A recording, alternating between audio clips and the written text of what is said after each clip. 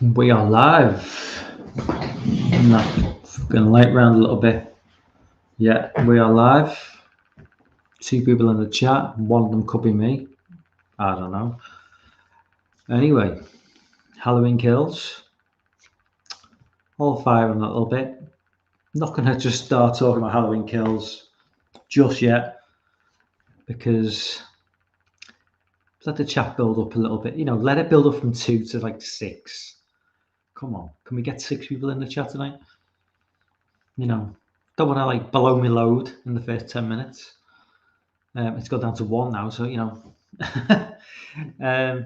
yeah, Halloween Kills, Postmortem.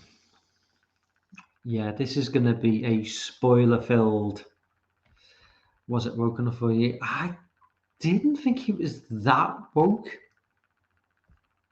Jay. There was a couple of things that I got onto, which I thought, yeah, that's a little bit of social commentary going on, but I don't think it was that.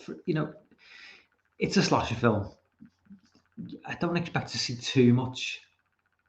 Now there were a couple of I'll mention them in a little minute. I will mention them. There were a couple of woke filled moments which didn't escape my attention, and I'm sure they didn't escape your attention. But I don't think it was that bad. I mean, any film where somebody's eyes are getting gouged out, it's not going to be that woke. There was a few issues, and I've got some major problems with this film. And but I don't think it's as bad as some people are making out. I don't think it's as good as some people are making out. Drum Dums, you fucking shill. Every fucking Halloween film he just adores. You take that fucking Blumhouse money. You fucking shill. Anyway, enough of that. Maybe he's not. I don't know. But some of these fucking YouTubers, man, fucking hell, they just love everything, don't they? They fucking love every little piece of shit that comes over from Hollywood. And I'm just like, are we watching the same shit? But I've not got a major problem with this film. I want to see Dan's opinion, because I know Dan. I've not seen Caden's live stream from this morning. I was watching it, and then I was in work, and plus he started to get into spoiler territory, and then Dan jumped on with his tag was just basically, he looks like he hates it. And I hadn't seen the film at that point. I've only just seen it like a couple of hours ago, so I just jumped right out of the stream. Went back to work, finished work, straight to cinema, watched the film, and I will. Yeah, I'm gonna give it a 10-20 minutes, because some people are late jumping on. I'm hoping to get like 6, 7, 8 people on the stream, which it sounds pathetic, but that's good for me, because this is a contentious sort of issue, this film, and a lot of varying opinion. So I'm going to hold back a little bit. I'm just going to, if anyone watching back in a replay, I was meant to get up a couple of reviews for this film, and I've accidentally knocked them off. So I'm just going to come out of this slightly.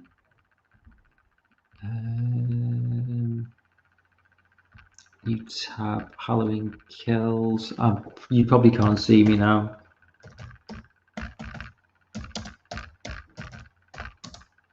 Kills review.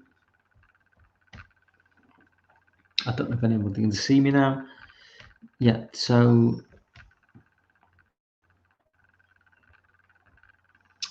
this is one that piqued my interest. It's from Vulture. Now, if I go back, right, so I should be able to go back to StreamYard, then share.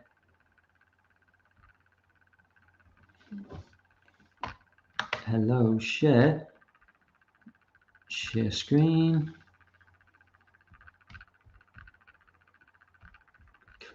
tab.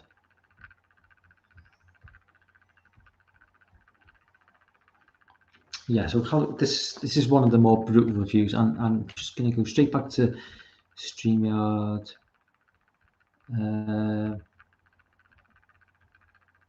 Yeah, Jamie.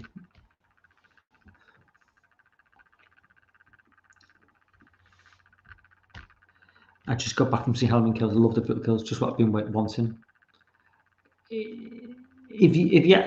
I agree in terms of if it definitely has the core and it's got the kills. Is that enough? I don't know. I like the core and the kills. Not much beyond that. I guess we'll get there soon. Yeah, maybe in part 3. I don't know. I heard the way with. Did I say woke? Oh no, Jay said it. I've said it as well. No, but this, yeah. Listen, I've made it perfectly clear my opinions on woke culture in various streams. Now, this film to me wasn't woke in the slightest. There's a couple of scenes which I will mention, down the line when I'll jump onto it in a minute. But it's a slasher film. It's ultra violent. Men, women getting sliced and diced. This film isn't woke in the slightest, in my opinion. There are a couple of issues, maybe, but as I say, we don't want to see, whether we call it woke, whether we call it whatever. We don't want to see that in slasher films. We just want honest to goodness, slicing and dicing, and well-told storylines. And I think it delivered in a couple of points with this film, in that we didn't get like social commentary too much. Christian's on, hey man. Right, so I'm just going to start getting into it now because there's quite a few people jumping on board. So I'm just going to stop sharing that, if I can do that.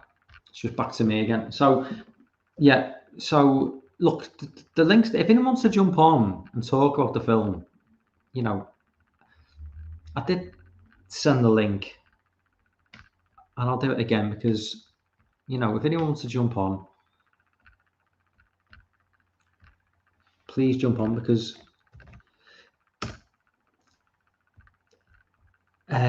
yeah, there's a lot to talk about with this film. So let's go to the beginning. I've actually made I made a list of talking points now. Opening 10 minutes. The best 10 minutes of the movie. The opening 10 minutes are fucking golden, on my opinion. The cinematography is fucking gorgeous in the opening 10 minutes. It's not replicated throughout the rest of the film. The opening 10 minutes looks amazing. It looks so good. The storytelling in the opening 10 minutes, you're just invested. And when I watched the first 10 minutes, I was like, I am totally on board for this. This is so, and Pleasance, they don't overemphasize his face, so you kind of just,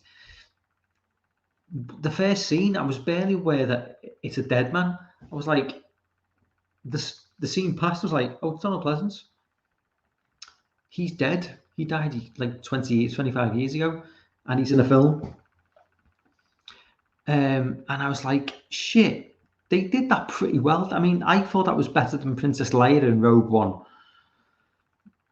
I thought it was better than Grand Moff Tarkin in Rogue One. And we're talking about a film here which is operating on a budget, a good $100 million, $200 million less than that. Yeah, and the voice was slightly off, but I can forgive that. But yeah, the opening 10 minutes I thought was just so fucking good. And I thought, oh, the naysayers, the haters, if the film can live up to this, then I'm in for a treat. And the film, it doesn't live up to that. It doesn't live up to that. I mean, not. It was never going to live up to the fantasy. The film was never going to live up to what people expect it to be. Um, and that's just a problem with the franchise. The problem with a film like Halloween, a problem with a franchise like Halloween, is when the bar is set so high at the very beginning of the franchise, anything else is just falls below that. And another issue, of course, when you come to films like this, is, let's be honest, this film is better than Part 5, The Revenge of Michael Myers. I think in our heart of hearts we know that, but anybody of a certain age, like myself, anyone like past the age of 40, probably has like a romantic notion of even bad Halloween films. So a film that came out in 1989, which wasn't particularly good, we still love it because we were kids. I was 12, going on 13 in 89. So the film wasn't the best film of all time. We all know that. But watching it as a teenager, it sticks with you. And that's something that this film can never do. So maybe this film could be like a Halloween 5 for like a generation of kids born in like the 2000s, maybe. I don't know. But I think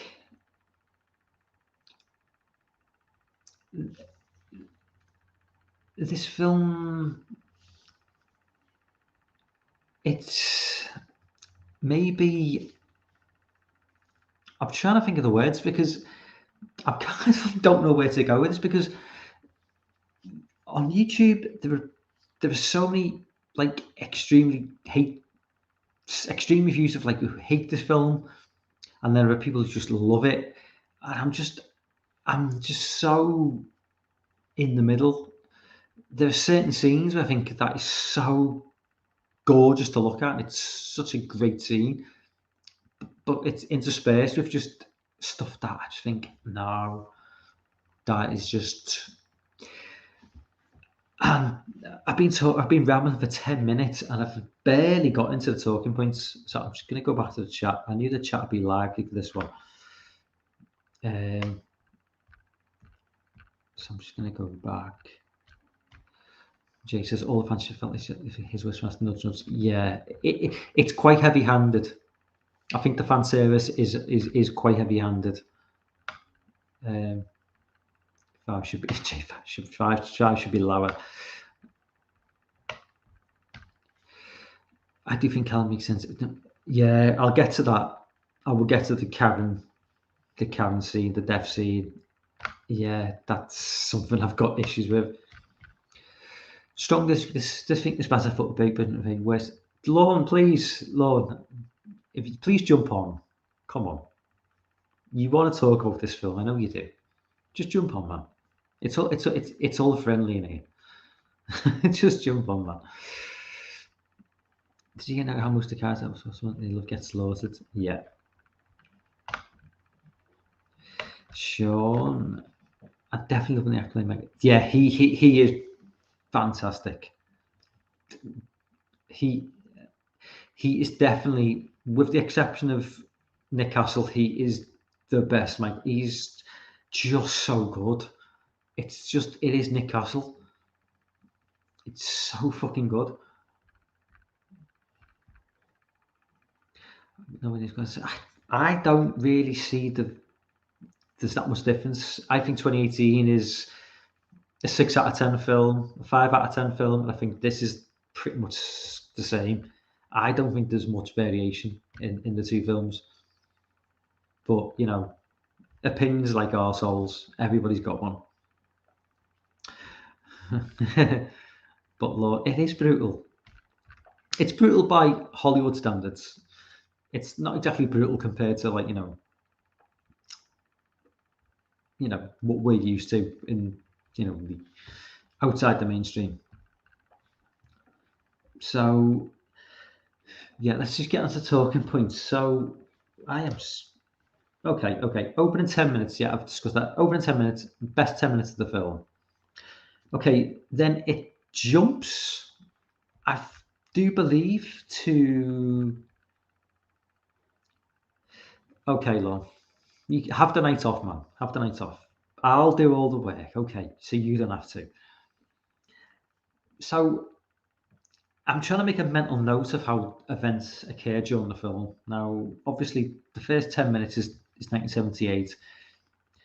I think at that point it maybe jumps to the house where he's just being buried under, like, you know, and the firefights going. But for some reason, I'm thinking of the old people, the old couple who the woman's playing with a,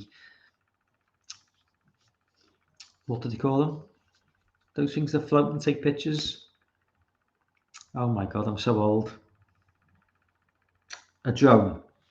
She's playing with a drone in the living room, and Michael turns up, and yeah, it's very similar to a killing Halloween 2 from 81, where it's like an old person, or like, was it an old person? Was it two old people? I can't remember.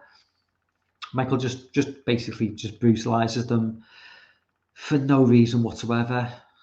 And this is meant to be a sequel to Halloween 1. And obviously, I know that he's brutalized people in 2018 for no good reason, even though it's meant to be Michael from 1978 who doesn't do that. There's meant to be a reason why he kills people, but whatever. We need to get more blood. We need to get more body counts. So he brutalizes these two old people with half decent kills, but you don't really give a shit because, let's face it, there's just two random old people who you don't care about. There's no build up, there's no anticipation. It's just two random old people. I think then we jump to the Myers house, not the Myers house, Jamie Lee Curtis's, lockdown house. My wife making me call me a ham sandwich. Yeah. I shot him 6 times. Definitely angry at that. And that drink, thing. What was the point? Why is she flying a drone in the fucking living room anyway? Why is somebody who's about 80 years old flying a drone? Fucking period. And he's just cracking open bottles of wine. It's just a fucking weird. There's a few really weird scenes in this film which don't make any sense. The score by Carbon, the opening score, Sean, and I don't think I'm going to have any haters on this, is the best fucking score I have ever heard on any Halloween track. This score surpasses the original. It is so good. Okay, it doesn't, maybe watching a movie by myself, 3 o'clock in the morning, Halloween night, I want that original score. But in a cinema, that fucking score, man, that score is gold. So good. I don't think Lorne saw Loomis and Infinite. That would make him like it. Nothing's going to make Lorne like this film. No. Scoring for sure. More than 18. Yeah. Well, some of the characters. So, okay, old couple kill. Yes, that was just complete fucking dog shit. The bar scene. Few issues here. The bar scene, everybody's getting hammered, everybody's getting drunk, and then Tommy Wallace gets up, who basically spends an hour and 30 minutes of this film getting on my fucking nerves, because he is the most annoying thing in this fucking film. Tommy Wallace, Anthony Michael Hall, is a fucking prick in this film. He is just, does anybody like this man in this film? He is so fucking annoying. He gets up on a stage like open mic night, people singing, people dancing, ventriloquist dummies, gets up and tells a story about Michael Myers. And this is Haddonfield, so this is meant to be a small. I always thought Haddonfield was a small town. Gets up and tells a story about Michael Myers and what happened in '78, and everybody just looks at him like with like sort of a dumb sort of what? Who? Um, this is the only exciting thing that's ever happened in this town in like 100 years, and nobody knows what's gone on. And yet, after the story's told, everybody sort of instantly knows what he's talking about. It's just a really strange scene. And he tells a story, and then it's like, oh, and here's the woman who was nearly murdered by him, his nurse, and here's the girl who I was getting babysat with, and here's the guy who bullied me as a kid. It's like a roll call of people from the fucking original film, be it whether the original actors or whether it's just stand-ins. It's like, yeah, checkbox, checkbox, checkbox. Yeah, she'll do, he'll do. It's like, what the fuck? It's like, what's going on? What is going on? This is fucking insane. And he just spends the rest of the fucking film annoying the fuck out of everyone. And I'd like to say there's very little social commentary in this film. One thing I did pick up on, and I could be wrong, is am I getting it wrong when I think there's maybe a slight criticism of the police in this film? You know, with regards to what's happened in the States in the last couple of years, the police in this film seem they're not corrupt, but they're quite absent in this film, and they're quite open to criticism, and, you know, fair enough, whatever. But it did feel a little bit like, where are the police? Where are they? They're just like, no, like, why aren't the streets flooded with the police? Why are they all at the hospital while the vigilantes are just roaming the streets? And the vigilantes, I don't know, are Trump supporters? Are they Trump supporters? Maybe. I don't know. I'm just saying. Are they possibly Trump supporters? I could be wrong. I'm an outsider. I don't know. But yeah, that was. Oh my God, I've been talking for fucking. I'm so far away from the end of what I wanted to say, and I've been talking for like so long. It's just. Oh my God. It had some good kills. Absolutely nothing. Dan. I was curious when I seen Hayden stream this morning, and I just zoned out because I hadn't seen the film. And they were going to start talking spoilers, and then I saw your login name, whatever they call it, and it was just like, Dan doesn't like this film. I thought, this is interesting. What is it about this film? And it's hard to put your finger on it. James says, I think it's a criticism of ourselves, hence reflection in the window, shot with the sheriff in the Mid-Taunton Lie. Yeah. I'll take Lorna's Loomis over that. That's it.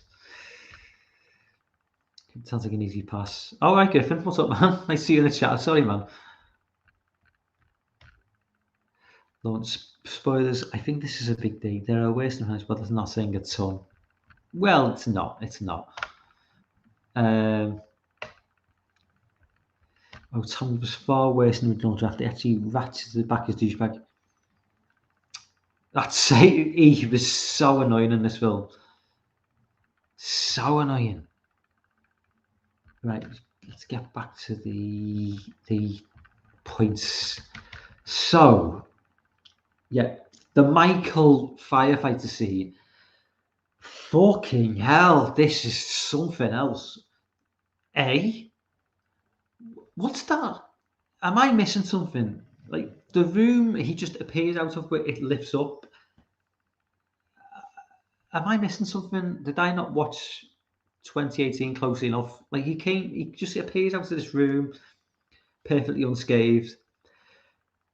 And his first thought is, even though I'm in this raging inferno, is to just smash the skull in of this firefighter, which he does, and it's enjoyable enough.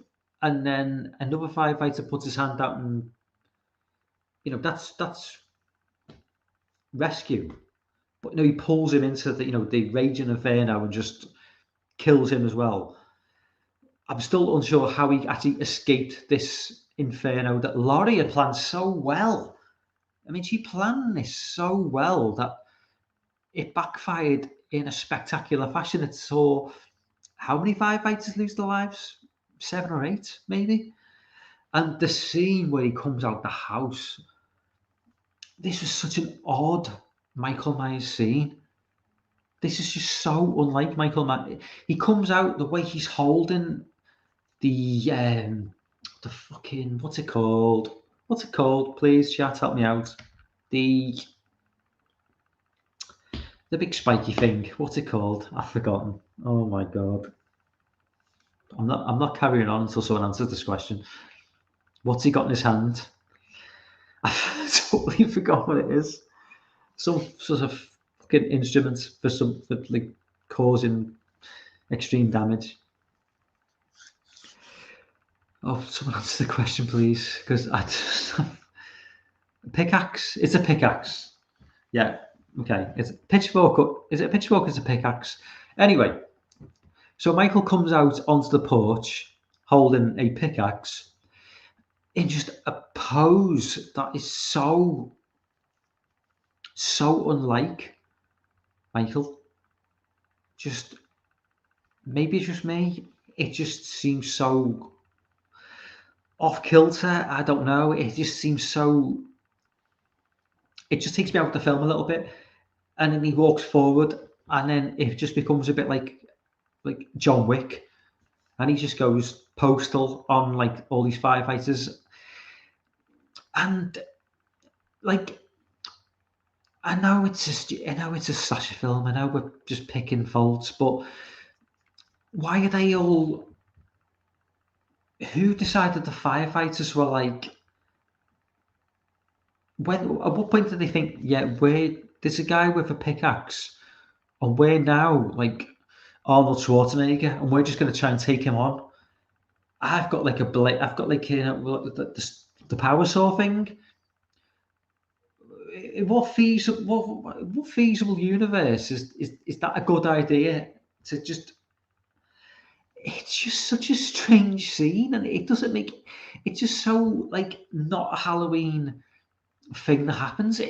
With that, it's so bizarre, and I was just scratching my head.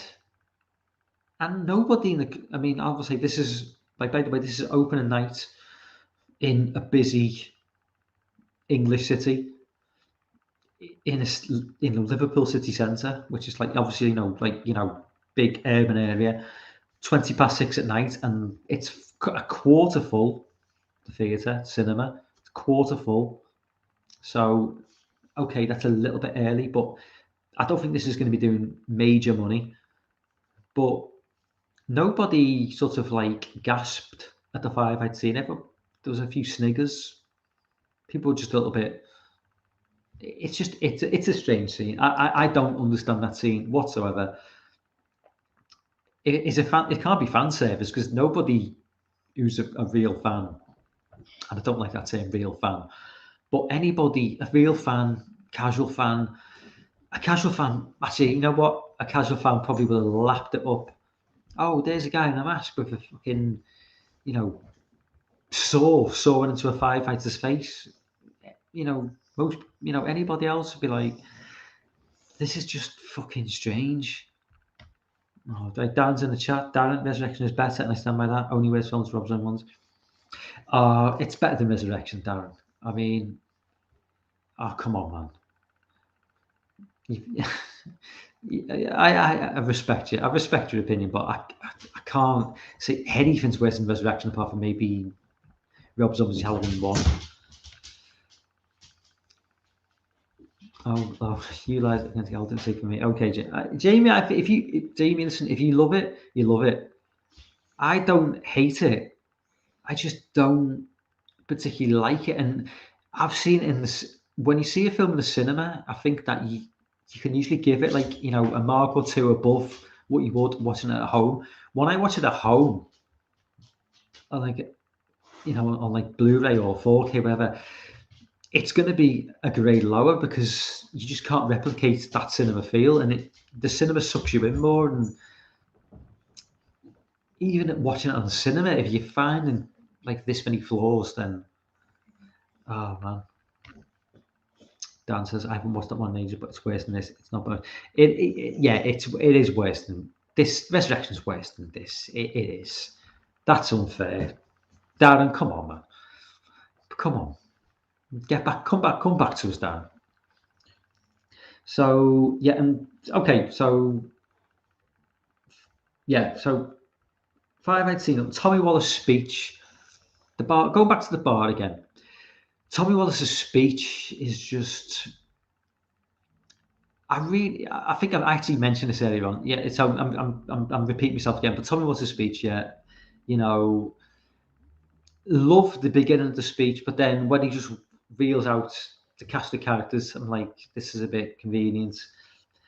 Um, okay, going to some of the victims, and I'm going to throw this in now, just because this is something I picked up on, and it's not a big deal. It's probably one of the few examples of social commentary, social justice commentary. The black couple, the doctor and nurse, I thought they were just in like fancy dress. Apparently they were like doctors and nurses. I thought it was, obviously maybe they were in fancy dress because it was like they were like just he had the stethoscope on him, but the scene where they all Tommy rounds them up and she says, the female doctor, she went, I'm a doctor and this is my husband. He's a nurse. It's like, oh, fucking hell. Oh, really? You're really going to make it that fucking obvious? I mean, can we not just escape this social justice shit just for like half an hour? And it's just like, and it's even, I mean, I think there's even a comment in the film, like it says, obviously, I think maybe it's even made fun of. If that's the case, good. But it's so, oh my God, it's just so obvious. And he's such a beta male as well. The black guy that who's a nurse, he's such a beta male. And so's Andy Matichuk, so's her boyfriend. He's such a beta male as well. He's just so feminine in this film. It's just like, yeah, the beta males is definitely Tommy and, well, we'll get onto Sheriff Brackett in a minute. Yeah, but that was something that really sort of, yeah, I thought, what? I can't wait to see Region 3 on this one. I can't wait to see Pizz's. I don't think Pizz is going to like this film at all, to be fair. Lord says Resident something of the worst, but this, oh, right there, hovering like flies over the shit. Resident Evil is coming back as well. Yeah, there was a trailer for Resident Evil before I watched Halloween Kills, and it looks pretty shit. Like, what bothers you about this? It's cute when you're into too much. Is that the doctor and nurse? Maybe I am, but I think once you go down the rabbit hole of like social justice in movies, it's kind of hard to get out of it. You kind of you see it everywhere, and maybe that's my problem. I'll always admit if I've got an issue, I'll always admit faults. So that could be me just reading too much into it. But when movies and social, TV, it's become so infected now with like this stuff. It's hard to not see it. And her saying, "I'm a doctor, he's a nurse," I've got to believe that was intentional. I just do believe that was intentional. But it doesn't bother me too much. Yeah, yeah, so next, lack of police. So what I don't really understand is how big is Haddonfield meant to be? Because in this film they referenced North Haddonfield as it's separate from South Haddonfield. Now Haddonfield was led to believe was a small town. A small town surely wouldn't need to be cut up into North and South. Wouldn't North and South wouldn't it just be one? If you're going to cut up a town into two, North and South, that would make me think that it was a fairly big area. Now, Haddonfield, how big is Haddonfield? Maybe the hospital is enormous. The hospital maybe has been extended since the previous film, but the lack of police again. We're talking about an escaped serial killer who killed. Well, he's killed 4 people up until 2018. He's now on the run. He's killed more people. And yet a vigilante group has got to take to the streets to patrol the streets because there aren't enough police. The police seem to be entirely located within the hospital, and they seem to consist of basically the guy from Friday the 13th, Jason X, and about 5 other people. And that seems to be the entire... Oh, plus Sheriff Brackett. Sheriff Brackett, who is now about 97, and for some reason, his pension at Haddonfield's police department hasn't entitled him to be able to retire. So even though he's 97, he's still working as a security guard. What the fuck? Sheriff Brackett looks like he is about to die at any second in this film. Why is he still working? Why isn't he just living off his pension? You can bring him back for fan service, but why are you making him work? The poor sod is like, he was old in Halloween 1978. Well, maybe not by my standards now, but, he felt old as a kid. He's like, look at Laurie's 60 now, 61, 62 in this film. He was like middle-aged then, and she was like a young girl. So how old is he in this film? And we're supposed to believe that he's a security guard at the hospital, like he couldn't retire on a pension there. I mean, come on, fan service has gone too far now. And then they just kill him off at the end as well. But yeah, take a classic character, bring him back, and then just put a knife in his throat. Like, come on. He deserves more than that. He deserves some respect. It's an assumption by the filmmakers that everyone shares their opinions. It's not just, but yeah, I don't really care. I care there's no plot to this film. It's lovely. Yeah, if this is so Region 3 is going to be... Is anybody in Region 3 going to like this film? Because Piz is going to hate it.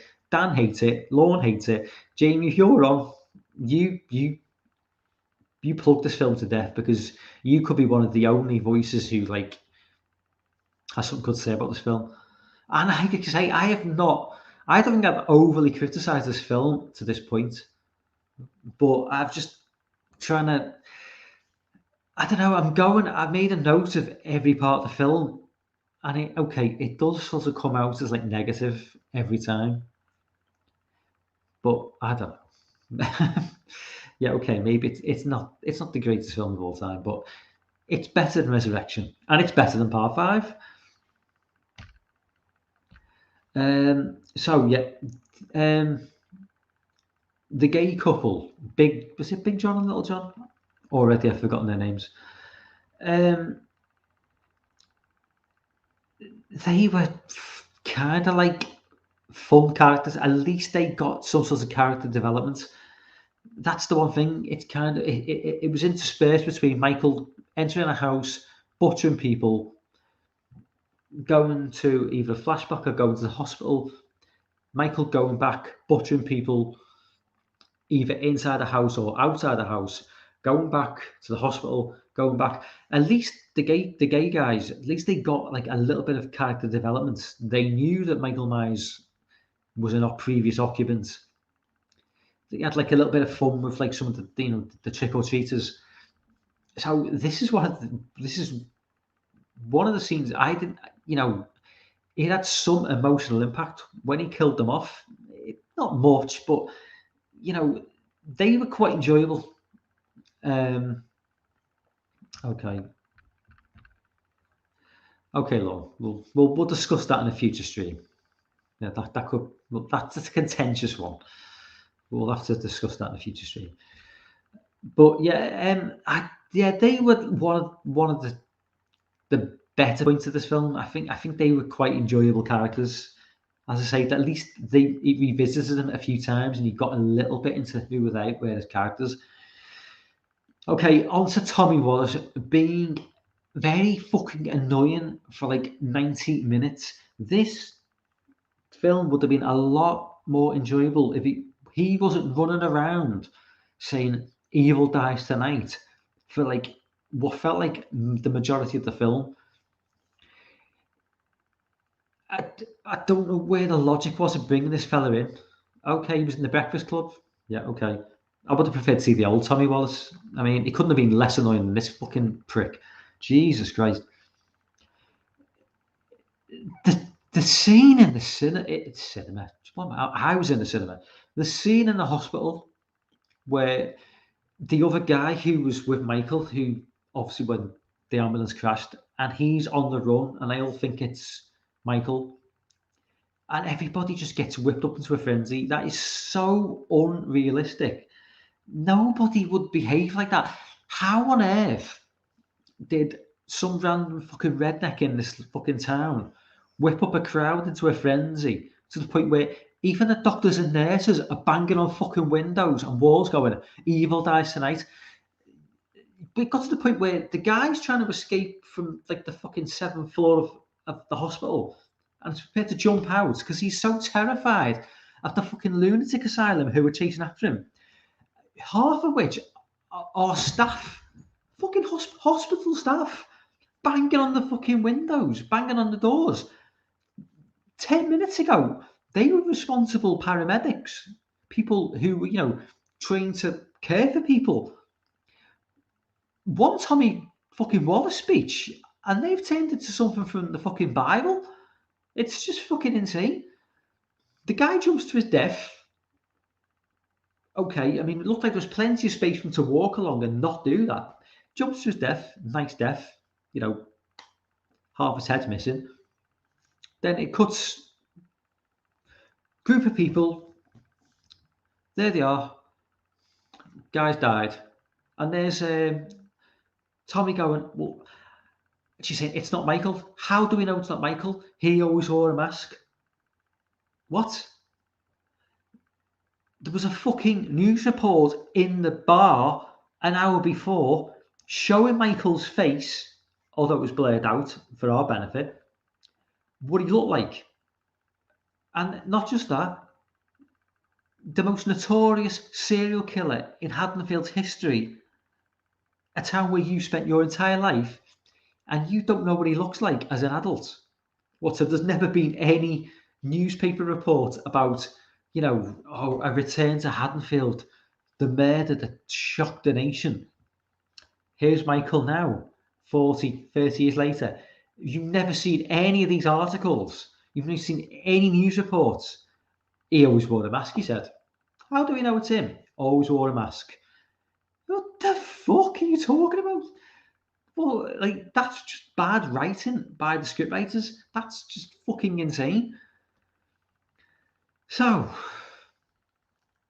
yeah, that's Tommy was being annoying. I'm not very honest. It's Cameron, the boyfriend. Yeah, beta male. Yeah, he's shit. Just waste of time. That character. Lack of police. I think I've already picked on that. Yeah, lack of police. Yes, you've got an escaped serial killer who's killed 4 people. It was 40 years ago. He killed somebody in 1963. Are we going to send everybody in the States to this town? Nah. Nah. Have we got anybody from like the neighbouring counties? Not really, because they're dealing with like a much more serious investigation. What's that? Well, they're probably not. It's just they're just not going to turn up, even though we've got the most dangerous serial killer on American soil in our town, murdering multiple people. But we're not going to bother. We're just going to let the townsfolk run wild and just go on a fucking tear up. Okay. Okay. Yeah, ridiculous mob scene. I've mentioned this. Ridiculous mob scene in a hospital. Doctors, porters, nurses going completely crazy, like it's fucking Dawn of the Dead or Day of the Dead. Just completely bizarre. Okay, Judy Greer's death.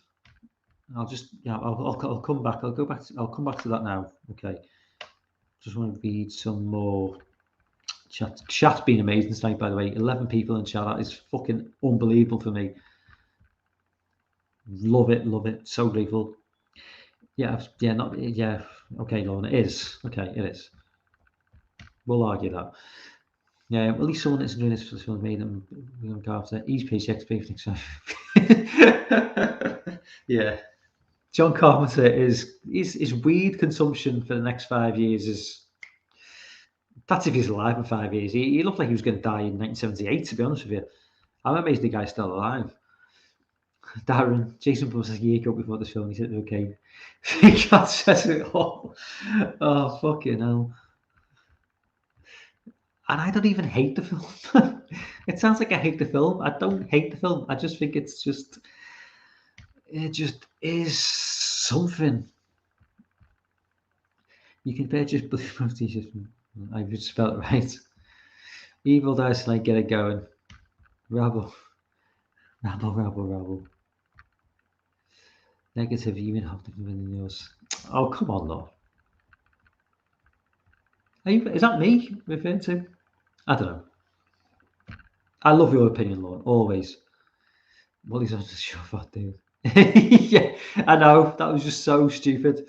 The guy's like 5'4". Michael is like 6'2". Okay, Michael was 6'4". Then he was 6'2".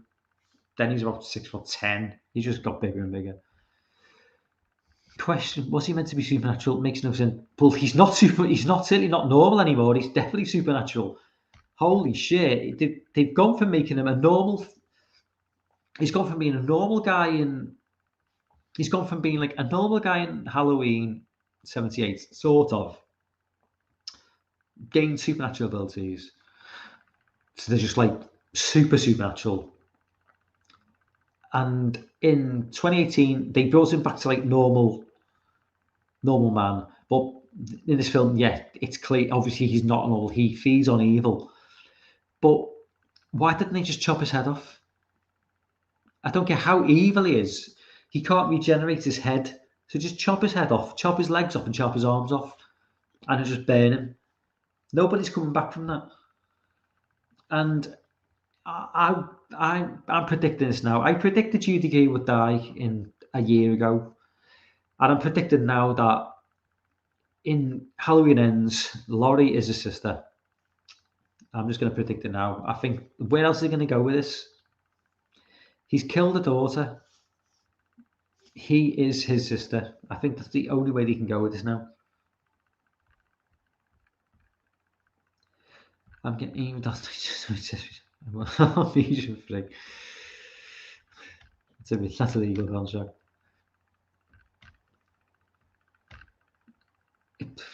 I'll turn it on my ass. So going back, there's not much left to cover now, to be fair. Judy Greer is the best character in this film, in my opinion. She's the most likable. She is the best actor in this film. I didn't want to see her die. The ending, where she's died, is just fucking retarded. How did he get back to the house? Okay, he's super evil. He can just kill multiple people and just get back. I mean, how big is this town? How far from the scene where he's like, you know, kicked to bits, stabbed to bits, shot to bits. How far is that from the house? His house, childhood home. Am I missing something? And he just turns up behind, and then she was the best thing about this film. It's certainly not Andy Matichak. I mean, I've got nothing about it. I've got no issue with her, but she's like, I mean, for starters, she's about 28, playing a high school girl. I mean, it's clear she's like a grown woman. I was watching the film, I was thinking, are you meant to be a school child? Because you look so mature. And Judy Greer is not old enough to be Jamie Lee Curtis's daughter in real life either. But yeah, Judy Greer. So they've killed off the best character in the film, in my opinion. And now we're just left with. So yeah, it's Jamie Lee Curtis versus Michael. Where they're going to stage? Is they going to stage it back at her home, because that's burnt to the ground? There's nothing left of that. It's gone. It's just completely burned down. So where is the final standoff? Is it Michael's house? Well, unless they're going to make it the same size as Resurrection, that won't work, because it's, what, a 3-bedroom, 2 up, 2 down house? 3 up, 2 down house? So I don't know how they're going to film the final battle, where it's going to be. Yeah, okay. Nitpicking out. Final points now. Nitpicking. Ben's on board. What's up, Ben? COVID election period. yeah. Don't be surprised if there's some social commentary about COVID. Maybe something about me. You should get your jab. That was it. We saw it. Okay, that was next street over. We saw him chase it through back to thinking where the mob attacks him. It's still the next street over, though, isn't it? It's not far. Everyone was mugging for the camera. They could totally cut out the hospital portion and lost nothing. That hospital scene was just so stupid. It really was.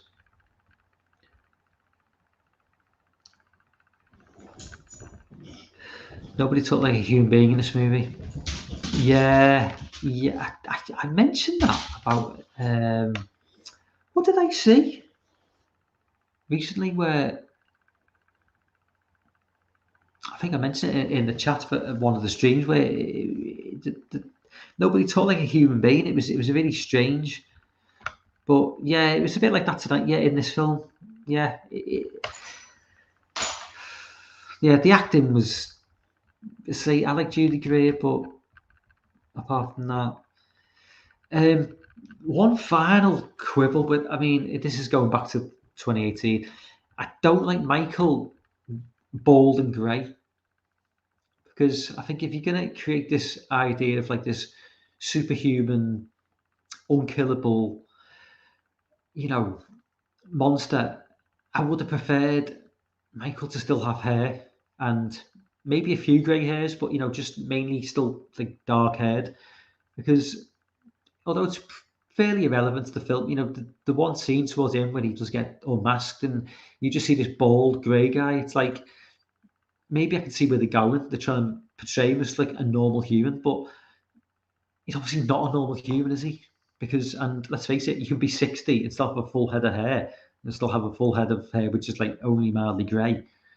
And I would have liked to have seen that, somebody like who hasn't undergone the aging process the way most of us do, because you're this superhuman, unkillable machine, and yet genetics said that, well, yeah, you're going to go grey and you're going to go bald. Like a young look, by the looks of him, probably went bald, 20 years previously. So yeah, that's a minor quibble, but that's my take on Halloween Kills, guys. So an hour. I think I've covered all bases. But Big Crack Crocs in the chat. What's up, man? I don't expect much from Halloween Secret at this point, though. Yeah. Evil Reigns.